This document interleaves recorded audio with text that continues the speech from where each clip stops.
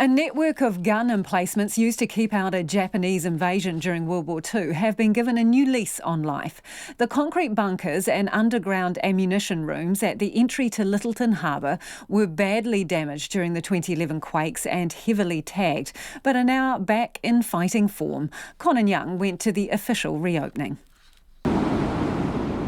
The location of the guns at Godley Head provides magnificent views of the Pacific Ocean, with Banks Peninsula's many bays to the south and the beaches of East Christchurch stretching out to the north. At the height of the war, this was home to 2,000 army personnel, ready and waiting for the Japanese Navy to appear over the horizon. They slept in their clothes so they could quickly man their posts. The Godley Head Heritage Trust Chair, Peter Wilkins, says this included a large number of the Women's Army Auxiliary Corps.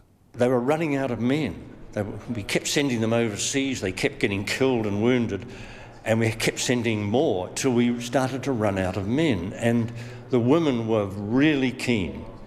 Women's liberation didn't start in the 70s, it started in the Second War. They came in here, they ran the camp, they plotted the guns, they spotted, they ran the radar.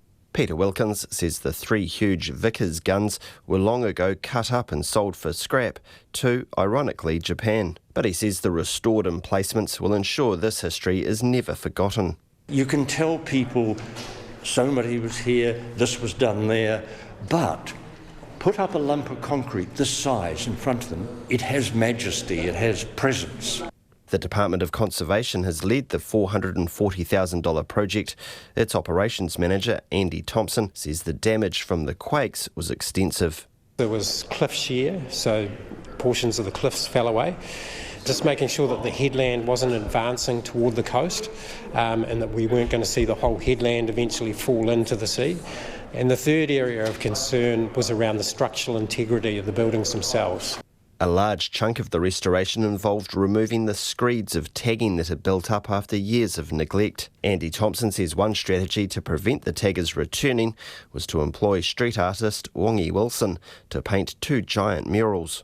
The tactic was really inspired by a piece of graffiti art that was already here by a graffiti artist who painted a soldier sitting down having a smoke with a line underneath it, "Lest we forget," a really great tribute.